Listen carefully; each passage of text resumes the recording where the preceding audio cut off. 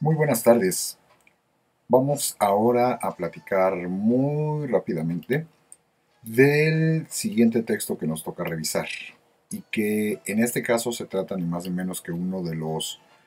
textos más conocidos y más identificados por todos nosotros. En el caso de... Con este incluso cerraríamos ya nuestro proceso de análisis de los textos que nos han correspondido a lo largo del curso de lecturas históricas de este periodo de primavera 2015. Cierro con este texto, que sería otro de los ejemplos ya del segundo periodo al que nos hace referencia Norma Durán, el periodo de lectura que trata de ser más lógico, más racional, apoyado en los hechos, en los acontecimientos, etcétera, que muy a propósito también les pongo en este plano, porque al momento de que trata uno de revisar las construcciones argumentativas del propio Adolf Hitler, pues nos damos cuenta que también los planteamientos o supuestos planteamientos de la racionalidad y de la objetividad que él maneja están sujetos a una serie de planteamientos estereotípicos, a una serie de prejuicios, a una serie de estructuras ideológicas que permiten tomar los hechos y los acontecimientos y darles un dejo de interpretación bajo el supuesto parámetro de un análisis claro y netamente objetivo. La siguiente etapa, que es la etapa correspondiente a lo que ocurre después de la década de los 60, es lo que nosotros hacemos comúnmente ya, tratar de analizar y de interpretar los textos, no desde los textos mismos, sino los textos en el sentido que tiene para aquellos que estamos revisando y para aquellos que estamos leyendo. Entender que nos ha dado de nuestro propio presente y que nos ayudan a construir una idea no siempre veraz, no siempre total y absolutamente racional, de lo que es nuestro futuro, que es el futuro de ellos y el futuro de nosotros, pero visto desde contextos diferentes. En el caso del texto de Hitler es muy común que se hable de él constantemente, que se hagan referencias, que se hagan burlas, que se hagan parodias, que se digan muchas cosas acerca de él, pero ¿cuántas personas en la realidad hemos tenido la oportunidad de revisar este texto con calma, tratando de ser lo más objetivos posibles, tratando de ser lo menos apasionados también en ese sentido? Creo que somos muy pocos los que hemos tenido la oportunidad de hacerlo. Incluso les comento que hace ya unos 10 años, 12 años, si no es que más, tuve la anécdota que me ocurrió, ya estaba yo dando clases, la materia la sigo dando todavía, se llama Problemas Contemporáneos del Mundo. Y en la forma en la que yo lo daba en aquella época, en su momento llegó a ser mi lucha de Hitler, ¿no? La falta de análisis y de comprensión llevaba a que incluso se llegó a dar la circunstancia de que algún par de alumnos por ahí de estos que no leen, que no, bueno, que leen pero no entienden y menos analizan, quedaban pero pasmados, ¿no? De que se les hacía algo extraordinario, un texto para todos los tiempos, que su autor era un genio, etcétera, que nos da una idea de cómo podemos llegarnos a desprender del contexto y caer justamente en lo que Adolf Hitler estaba buscando, aunque esto ocurría 60 años después de la muerte del mismo, ahora que nos estamos acercando al cumplimiento de los 70 años de la muerte del Führer, ¿no? Eh, Uno de los puntos con los que quiero iniciar este análisis muy simple y muy sencillo es el punto número uno. No voy a hablar de la biografía de Hitler en este caso porque es de los que más conocemos, es de los que más tenemos información, salvo el recordarles que él va a nacer en abril de 1889, para que lo tengan como referencia. Él y Charles Chaplin y la Torre Eiffel nacen el mismo año de 1889. Es comprensible, sobre todo en el caso de la Torre Eiffel, para que sea el enganche que ustedes tengan para no olvidarlo nunca, que la Torre Eiffel nace, es construida e inaugurada, es construida 22 meses antes, pero es inaugurada para las fiestas del centenario de la Revolución Francesa, es decir, cuando en 1889 se cumplían los 100 años del inicio de la misma en 1789. A partir de esa fecha ustedes pueden comenzar a agarrarse para que no se les olvide ni el nacimiento de Charles Chaplin, ni el nacimiento de Hitler, que para que los enganchen entre ellos mismos a su vez, piensen y ubiquen en el bigotito, ¿no? Un bigotito que también representa un contexto, representa una moda, representa una forma de ser en una época determinada. No es que se lo inventa ni Hitler, ni se lo invente ni Charles Chaplin. No, es algo de lo que nosotros no solemos ver, ni revisar, ni hablar. Cuando hablamos del proceso de crecimiento y desarrollo de Adolf Hitler, otro punto importante a considerar es que él no era alemán, él era austríaco y le toca nacer en Braunau am Inn, que es el pueblo en el que él va a conocer la luz por vez primera en abril de 1889. Y es una región, es una zona en donde hay una gran cantidad de personas que creían fervientemente en el antisemitismo. Siempre debemos entender la vertiente de lo que va a representar el contexto histórico y no solo pensar o tratar de creer que estos personajes per se inventan y cambian el mundo. Esto no es cierto, es mentira, esto nunca pasa y nunca ocurre. Es esta noción, esta idea que algunas personas tienen de que hay ciertos personajes que se adelantan a su época. No tienen ningún tipo de fundamento cuando lo sabemos revisar y lo sabemos analizar. Y parte de estas razones por la que nosotros estamos aquí revisando este tipo de materiales. Dentro de las otras consideraciones, ubiquen ustedes también, a Hitler le toca vivir la Primera Guerra Mundial, Gran Guerra, como se la llamó en su momento, le tocó vivir el desenlace de la misma estando herido, estando en el hospital, y no pudo comprender, como muchos de sus compañeros, cómo era posible moralización con respecto a lo que se supone sus autoridades les estaban haciendo. Entonces ellos se van a sentir traicionados por la misma. Cuando los vencedores establecen las normas y las reglas a través de los tratados de Versalles, esto va a llevar a una circunstancia de una generación de un resentimiento brutal entre la población de aquella época. Cuando Hitler se reintegra una vez más a Múnich en 1919, pues imagínense, prácticamente se está viviendo la anarquía. A nivel político, a nivel económico hay una crisis brutal que se va a poner todavía peor para finales de la década de los 20, no se diga después de 1929 y la crisis global que va a aparecer en ese sentido, la famosa Gran Depresión. Son una serie de factores que van a marcar muy claramente las formas de ser y de pensar de un Hitler que inicialmente empezó como oreja, empezó como espía dentro del que mandó la propia policía a analizar qué era lo que estaban haciendo los hombres del partido alemán de los trabajadores, como en los 19 y 20, cuando Hitler empieza a espiarlos, y después poco a poco él se empieza a identificar, se empieza a meter en el grupo, y esto da como resultado que ya para 1921 él ya forma parte integrante del mismo. Él se convierte en uno más de sus oradores y por sus grandes cualidades y capacidades como líder, porque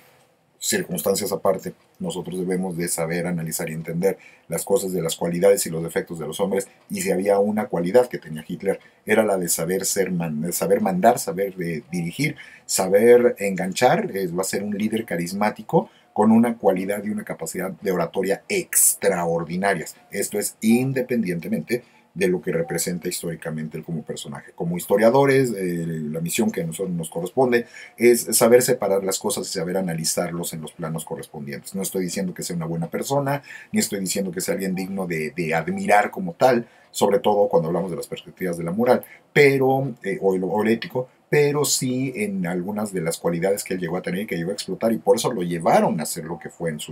su momento, ¿no?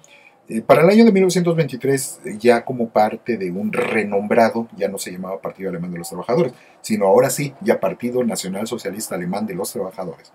Ellos pensaron, imitando lo que hizo en su momento Benito Mussolini en 1919 en Italia, pensaron que había llegado el momento adecuado para dar un golpe de Estado y hacerse con el poder, después de toda la anarquía que ellos consideraban estaban viviendo. Para su desgracia, pues este movimiento de noviembre de 1923 no tuvo fortuna. El golpe de Múnich, o el push de München, como se le conoce también, fracasó. A él lo terminan llevando a la cárcel, y allí, cuando viene el juicio, él supo aprovechar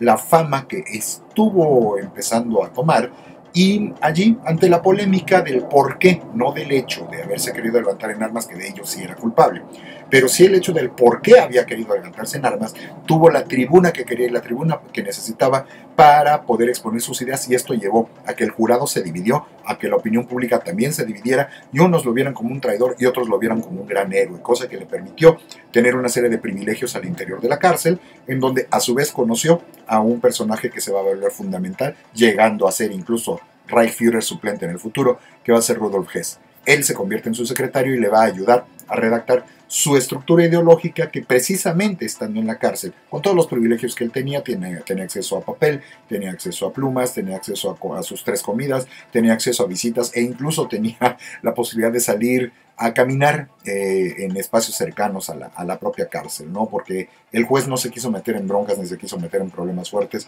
con una población cuyo 50% ya lo empezaba a ver como algo positivo. Una vez que comienza a escribir el libro, hay que tomar en consideración otra serie de detalles que son los que rápidamente les refiero. Es el único libro que él escribió y que él en su momento vio como su propio legado a la humanidad. Podemos entenderlo como un manifiesto autobiográfico donde va a definir su propia ideología política y sus planes futuros para Alemania, que en aquel momento, por las circunstancias de cómo los triunfadores habían determinado que debía de manejarse política y económicamente, no se llama limitado a tomar una nueva personalidad jurídica que era la de la República de Weimar. Weimar siendo una capital antigua, importante, germana, desde la cual fue creada y emanada para los propios germanos, fue emanada la llamada Constitución de Weimar. Una de las constituciones liberales más importantes que se han escrito en toda la historia de la humanidad, uno de estos textos de una preclara capacidad de análisis y de planteamientos de lo que podría ser una república democrática. El problema es que lo bueno que tenía esa constitución no se lo habían preguntado a los alemanes, que eran los primeros que le iban a aplicar. Por lo tanto, los germanos, por muy buenas cosas que tuviera la Constitución de Weimar, ellos no la iban a aceptar. Y por supuesto, los más resentidos, pues la van a ver como el ejemplo de la opresión que le están poniendo los aliados a sí mismos, ¿no? Y esto comienza a llevarles a otro punto también de pensar quiénes son los que están interesados no solo en derrotarlos, sino también en humillarlos y si se puede desaparecerlos. Lo que ellos llamaban la política de derrotados, humillados y desaparecidos, que muchos germanos ultranacionalistas creían en aquella época. El manifiesto autobiográfico de Hitler justamente debe de ser entendido en parte de este contexto. Además de que no debemos olvidar que su carga ideológica pues además refleja otra serie de planteamientos que vienen desde finales del siglo XIX, como es la transición que se está dando del romanticismo, de las épocas del colonialismo y por supuesto del nacionalismo específicamente germanos de aquel siglo XIX y de los principios del siglo XX en los que vivía Hitler. Es un contexto de dolor, es un contexto de abandono, de resentimiento y desesperanza para el pueblo germano. Ese texto debe de ser entendido en ese contexto histórico específicamente. El libro va a ser escrito entre los años de 1923 y 24. Allí, pues sabemos que literalmente Hitler va a escribir su parte y otras tantas se las va a dictar a gente que lo va a comenzar a admirar grandemente, que lo ve como un ideólogo que está entendiendo la médula de los problemas y uno de ellos es justamente Rudolf Hess. Una vez que va a alcanzar la libertad, Hitler ya decide dar un brinco a convertirse ahora en un político y su texto va a ser publicado el año de 1925. En aquel entonces estaba dividido en dos volúmenes. El primer volumen se publica en el 25, el segundo volumen se publica en el 1926. Es también interesante notar cómo el libro había tenido el título, como nosotros le conocemos, de Mi lucha, ¿no? Pero él originalmente no tenía la idea de ponerle este título, sino era un poquito más complicado. El título supuestamente debió de haber sido 4 años y medio de lucha en contra de las mentiras, la estupidez y la cobardía. Pero el publicista, y que fue editor también del libro, Max Amann, a él pues el libro le pareció interesante, pero lo que no lo acababa de convencer era el título. Por esto va a convencer a Hitler de cambiarle este título original que yo les mencionaba, acortándolo lucha particularmente. En el libro, esto sí debemos de considerarlo ya en el interior de su análisis, el libro plantea la tesis del peligro judío, entendiéndola como la entendía Hitler y muchos alemanes en aquella época, y no solo alemanes, que era una conspiración de los judíos para controlar al mundo. El libro describe el proceso en el que él personalmente se hizo simpatizante del antisemitismo y del militarismo. Plantea a su vez que había dos males básicos en el mundo los que debía de combatirse. Uno era el comunismo y el otro era el judaísmo. Expuso también la necesidad de expandir a Alemania hacia lo que él denominaba su espacio vital y por lo tanto Alemania no podía seguirse quedando en el terreno que le habían asignado. Los problemas germanos, él va a culpar a los líderes políticos de Alemania de aquella época. Directamente a los que responsabiliza van a ser a los del Parlamento de la República de Weimar, a los judíos, a los que además identifica específicamente como bolcheviques. Eso nos va dando una idea de lo retorcido que puede llegar a ser el análisis racional de aquellas épocas. También critica a los socialdemócratas y a los marxistas de buscar la destrucción de Alemania en favor de los ideales de los planes judíos, supuestamente. Su libro llegó a alcanzar una gran popularidad, esto hay que ser honestos, una gran popularidad en Alemania cuando él llegó a ser candidato a la presidencia de la República. Es otra forma de hacerse propaganda y debemos de entenderlo en aquel contexto. Y el libro, pues claro, que se hizo mucho más popular al alcanzar el cargo de canciller este año de 33. No se diga cuando en 1934 llegó a ser ya el Reichsführer, ¿no? Sabemos que la impresión y la venta de los libros para 1933 le generó a él una ganancia de 1.200.000 marcos en aquella época, que era bastante más que respetable en ese plano. Para el año de 1939 sabemos que el libro ya había vendido 5.450.000 ejemplares, y para el año de 1943 roza ya los 10 millones al haber sido posicionados, no todos vendidos, algunos, muchos de ellos eran regalados, eran obsequiados. 9.840.000 ejemplares. Parte de estos obsequios, por ejemplo, sabemos que se les regalaban a todas las parejas de recién casados, vendría siendo como si le regalaras una Biblia de vida proporción guardada, porque son las palabras del líder, son las palabras del Führer que te van a acompañar y nos van a acompañar para la construcción de nuestra estructura ideológica y todo lo que necesitamos nosotros hacia el futuro. Ya para el fin se les regalaban los textos a los soldados que se iban a pelear al frente, ahora sí que pensando en aquellos momentos de desocupación que tuvieran y que no tuvieran otra cosa que los consolara, pues ahí tienes directamente las palabras del Führer para poderlo hacer, ¿no?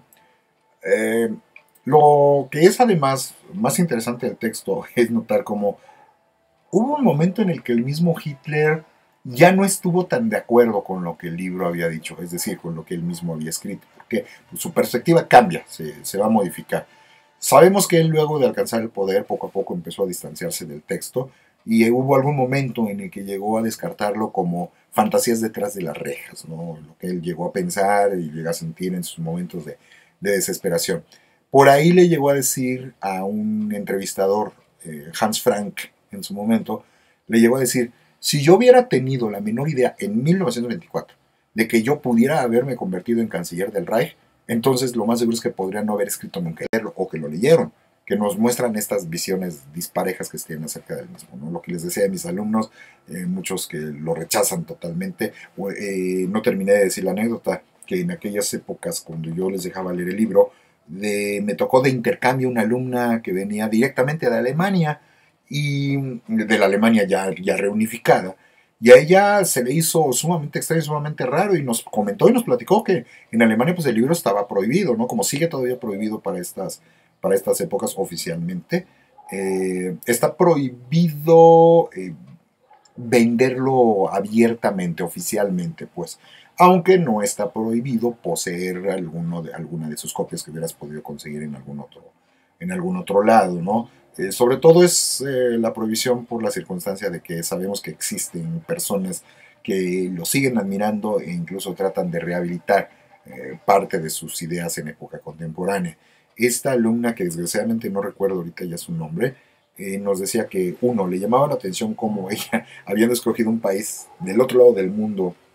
una circunstancia personal que le hizo que ella quisiera salir de su país, y pues encontrarse con la sorpresa de que en este otro lugar del mundo, a nivel académico, se les permitía, se les solicitaba que analizaran el texto de Hitler. Por supuesto, cuando ella me comentó su circunstancia, le dije: pues bueno, tú no tienes la obligación de revisarlo ni leerlo si tus estructuras ideológicas no te lo permiten. Y ella me decía ya personalmente: no, de ninguna manera, no estoy diciendo que no quiero leerlo, nada más se me hace muy extraño, y precisamente si ya tengo la oportunidad de revisarlo, pues ahora lo quiero leer con muchísimo más interés y con muchísimo más cuidado, para saber por qué esto sigue siendo tan peligroso para mi sociedad y para mi cultura. En el caso de gente como, por ejemplo, Benito Mussolini, él sabemos que por lo menos intentó leerlo, pero por lo que llegó a decir, nos da la impresión de que no terminó de hacerlo. ¿Por qué? Benito Mussolini llegó a afirmar que era un tomo aburrido, que nunca había sido capaz de leer, remarcando que las creencias, como las expresaba Hitler en su texto, no eran más que un poquito más que clichés y lugares comunes, ¿no? Que no aportaba absolutamente nada. A lo mejor precisamente porque eran muchos clichés y muchos lugares comunes, justamente por esa misma razón entendemos que con muchas personas que necesitaban que se les diera una lógica a esos lugares comunes, empezó a tener bastante impacto y bastante éxito. Hay que entender cómo estaba la sociedad germánica de aquella época y lo peligroso que es vivir en situaciones políticas, económicas o sociales de crisis en donde lo que se busca a veces es tener a alguien que llegue a imponer el orden. Esto es un farol rojo muy importante para lo que estamos viendo en épocas contemporáneas. Cuando la crisis es muy grave, a lo mejor no son los mejores candidatos los que tengo, pero lo que busco es alguien que me llegue a poner el orden sin preguntar, ¿no? Alguien que lo imponga desde arriba, alguien que dé golpes de autoridad, ¿no? Estas son advertencias muy fuertes que, sobre todo esta famosa historia maestra de vida, todavía seguimos tomando sin entender que fueron construidas en contextos diferentes a los nuestros. Otro personaje que también lo leyó y que hizo referencia a él en su libro La Segunda Guerra Mundial va a ser ni más ni menos que el inglés Winston Churchill. Él, por el contrario de Benito Mussolini, se lo revisó con muchísimo más cuidado y Churchill llegó a escribir que sintió que luego del ascenso de Hitler al poder, ningún otro libro merecía un escrutinio más intensivo que justamente Mi lucha, ¿no? Entonces esto nos da una idea del texto que tenemos entre las manos y que hemos de revisar en sus bases genéricas una parte central, no en el texto extensivo, pero sí en algunas de las partes importantes que él nos dice, sobre todo, por ejemplo, su idea que tiene de la historia, y cómo esto refleja esta última parte de la visión del mundo que Norman Durán nos fue construyendo, ¿no? El entender que fue construido para un sistema de reglas específico, como nos lo refiere don Alfonso Mendiola, y que debemos de entenderlo de esa manera. Hay que entender también, y esto ya independientemente del texto y de Hitler, que todo el conjunto de libros que hemos estado leyendo hasta ahora nos han ido remarcando los procesos de cambio y transición de la primera etapa de la que nos menciona Norma Durán, del siglo V antes de Cristo hasta el siglo XVIII, la segunda etapa que viene siendo del siglo XVIII a bien entrado el siglo XX, que llegaría propiamente hasta la década de los 60, con el dichoso rompimiento del giro lingüístico, y que de los 80 para acá, es decir, no, perdón, de los 80, no, de los 60 para acá, con esta estructura de ruptura que se ha dado con los baby boomers en adelante, con las formas de cuestionar los viejos esquemas y modelos, que lleva incluso a que muchos de nosotros, de estos hijos de estas generaciones que nos tocó nacer justamente en la década de los 60, yo nací en 1967, para que ustedes se den una idea, empezamos como generación X, como se le empezó a llamar, a dar una serie de bases para la construcción de un futuro que no precisamente se ve muy alentador. Cuestionamos lo que nos dicen nuestros papás, aunque todavía los obedecíamos, y ya los que vienen siendo nuestros hijos y los que vienen siendo nuestros nietos, como que ya no lo están viendo tampoco de esta manera, ¿no? Ya cada quien lo ve desde su perspectiva, desde su óptica, y desgraciadamente nos ha llevado a olvidar que había normas y reglas para cuando nosotros queremos leer los textos de otras épocas. Ahora muchos tratan de analizar y de entender desde la perspectiva contemporánea. Lo ideal sería, cuando lo sabemos analizar racionalmente, académicamente, entender que son parte de un pasado diferente, de distintos tipos de pasados que se aplican en distintos tipos de presentes. Por eso también les pongo el texto de Hitler y les comento que él mismo cuando lo escribe en 23, cuando lo publica en 25, 26, tiene una idea determinada, pero para 1933 él mismo ya empieza a marcar una distancia y una diferencia. Está hablando de una transición y de un cambio muy importante, que nosotros, sobre todo, después de la Segunda Guerra Mundial, después de que nacen los primeros hijos de los baby boomers que les tocó vivir el momento inmediato a la Segunda Guerra, empiezan a plantear una nueva generación de un nuevo contexto, que es justamente el que nos plantea Norma Durán, este contexto de finales del siglo XX y principios del siglo XXI, que lo que busca y debe de tratar de analizar son los textos no como la maestra de vida, porque pues, son contextos diferentes, no los escribieron para nosotros, y que inclusive a años a posteriori de cuando los autores como Bernal Díaz del Castillo, como Herodoto, como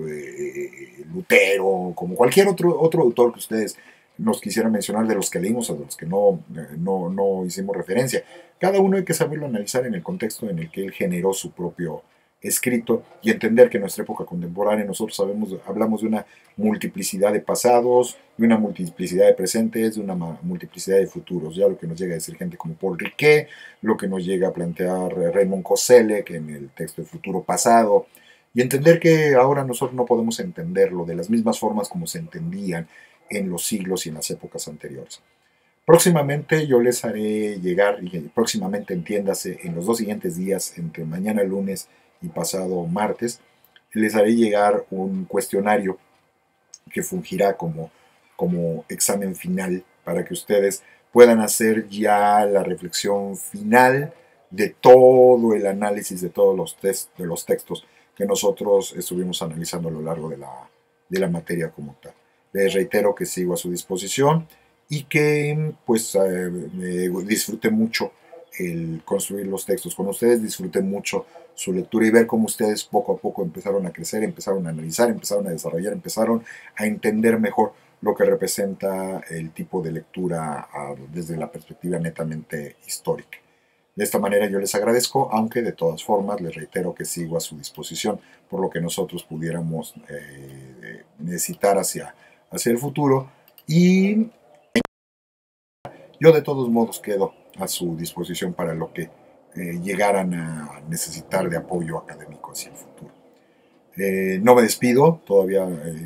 les tengo que hacer sus respectivos comentarios finales, y yo me mantengo de todas formas al pendiente de ustedes en las vías de comunicación que ya les he establecido. Que tengan muy buena tarde.